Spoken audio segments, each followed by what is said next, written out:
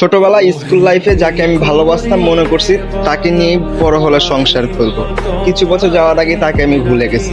এই আজ পর্যন্ত 6 বছর হলো আমি কোনো রিলেশনে যাইনি।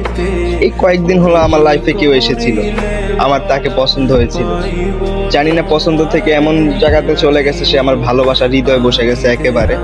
তাকে হৃদয় থেকে সরানো কোনোভাবেই সম্ভব না। তাকে আমি প্রপোজ করলাম, সে বলে আমার পক্ষে সম্ভব না, আমার লাইফে অন্য কেউ আছে। পরে সাথে সাথে মনটা ভেঙে গেল। খেলে তাই কি হবে, আমিও হার মানা ছেলে না। অনেক চেষ্টা করার পর সে আমাকে বলে যে সত্যি আপনার প্রতি আমি দুর্বল হয়ে যাচ্ছি, আপনি আমাকে আর কখনো মেসেজ বা কল দিয়েন না। এটা শুনে আমার অনেক কষ্ট হলো, তাও আমি চেষ্টা করছি, পারলাম না। সে যাকে ভালোবাসে তার জন্য সে মরতেও পারে। তার ভালোবাসা মন থেকে ছিল, তার দুজন দুজনকে ভালোবাসে। আমি মাঝখানে এসে কি করবো?